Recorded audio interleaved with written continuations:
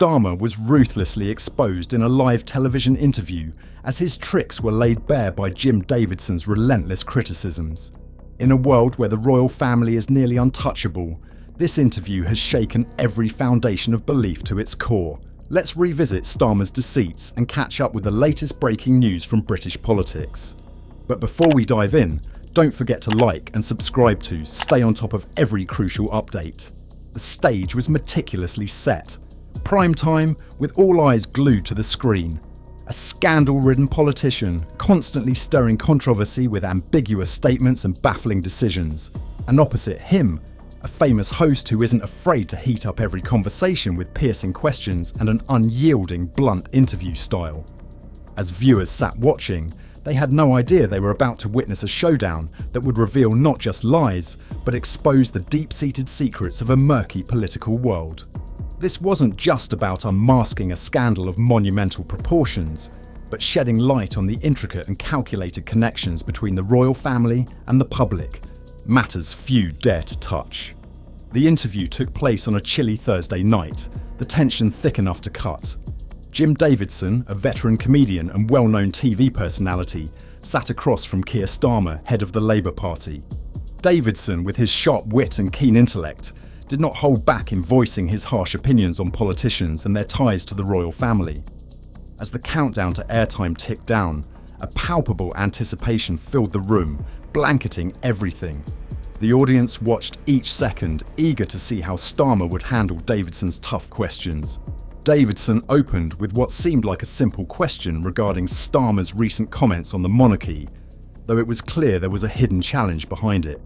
He began by questioning transparency, calling Starmer by his first name, Keir, in a steady, probing tone. "And what about the secrets you and your party keep? Are you ready to be honest?" The question hung in the air, challenging, laden with implications, awaiting an answer. At first, Starmer appeared confident, but as Davidson's relentless questioning continued, his composure began to waver. Instead of directly answering, Starmer shifted, speaking on the monarchy's significance to British culture. But Davidson wasn't easily convinced. Davidson pressed on, his tone sharpening. "And what about the allegations of deceit? You sit here and pretend as if nothing happened, while your party is constantly embroiled in scandals, hopping from one scandal to another." This question landed like a punch, intensifying the atmosphere. Each of Davidson's questions seemed to peel back Starmer's facade, revealing the unease now visible in his eyes. The typically composed politician couldn't hide his panic. Davidson wasn't done, pressing further into Starmer's weaknesses. "People want to know whether you truly care about them, or if you're just a puppet in the royal family's charade," Davidson challenged, his eyes never leaving his opponent. As the interview unfolded, the questions began to probe deeply into Starmer's personal life. Davidson delved unhesitatingly into Starmer's past, recalling his childhood and early career. "You grew up in a working-class family, didn't you? As the son of a toolmaker, yet now you're part of the political elite, far removed from the realities of most people. How do you reconcile that?" These questions made it impossible for Starmer to maintain his former confidence, his face tensing and his eyes betraying discomfort. In that moment, Starmer appeared suddenly vulnerable, a real person, not the usual unfeeling politician. "I have always fought for the working class," he said, his voice trembling slightly. But Davidson wasn't about to let him off the hook. "But for what? The royal family, the elite? It's all part of the same system.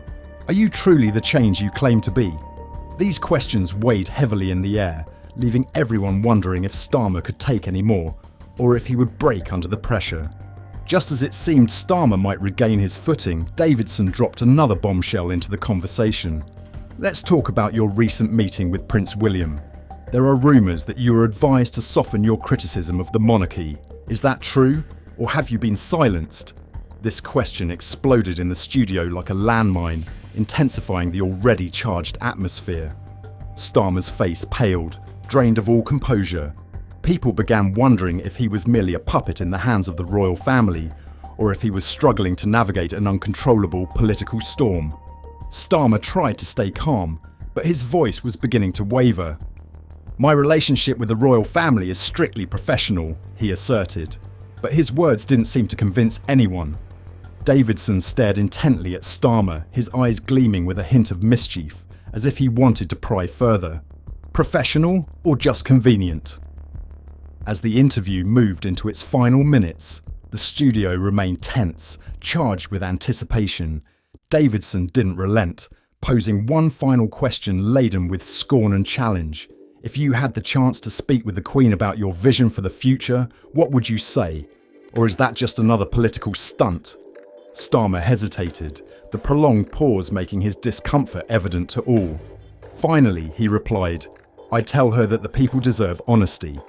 But Davidson's final question, "And do you think she'd believe you?" lingered in the air like a fatal blow, left unanswered. The screen faded to black, leaving the audience with unanswered questions. Could this interview alter Starmer's future? How would the royal family respond to being exposed under such scrutiny? This interview didn't just lay bare his weaknesses, it stirred a storm of speculation, leaving everyone questioning the truth behind the facade. With the royal family always at the centre of every debate in Britain, this confrontation is bound to cause major ripples in politics and public opinion. What will happen next? This story is clearly far from over. Moving on to another story, Sir Keir Starmer and French President Emmanuel Macron are preparing for an important meeting next Monday, in a final effort to stop Donald Trump's plans to reduce US support for Ukraine. This is a crucial step amid growing tensions over US foreign policy towards Ukraine, especially with Trump's victory in the recent US election and his upcoming inauguration in January. One of the key issues the British and French leaders will discuss is whether they can convince President Joe Biden to approve the use of Storm Shadow missiles by Ukraine to strike deep into Russian territory. The Storm Shadow missiles, produced by the UK and France, are currently only authorised for use within a limited range, mainly targeting Russian military forces near the border. However, Ukraine's President Zelensky has called for permission to extend the range of the missiles into deep Russian territory, which is believed to help prevent Russian aircraft from launching attacks on Ukraine. This is a hot topic that the UK government, with Sir Keir's involvement, is very focused on.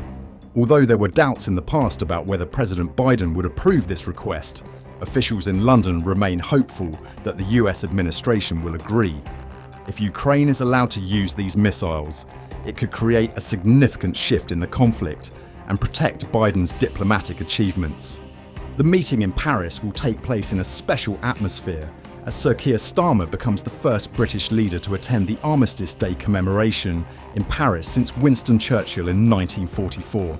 This event is an opportunity for leaders to discuss many important issues, including not only the war in Ukraine, but also the impact of Trump's policies on the Middle East and the possibility of trade wars with Europe. Concerns about changes in US policy under Trump have intensified after his son, Donald Trump Jr., posted a video mocking President Zelensky about losing US subsidies when his father returns to the White House. This has raised alarms among international leaders about the potential shift in US support for Ukraine. Sir Keir Starmer has committed to continuing cooperation with the Trump administration despite past criticism of Trump from British government figures such as David Lammy and Angela Rayner. However, this relationship could face obstacles if Trump sees it as an attempt to undermine US foreign policy, potentially affecting the relationship between the two countries before Trump officially takes office. What do people think about the issues we have discussed in today's video? Please leave your thoughts in the comments below. Don't forget to like and subscribe to the channel to stay updated on the latest political developments in the UK. Thank you all and see you in the next videos.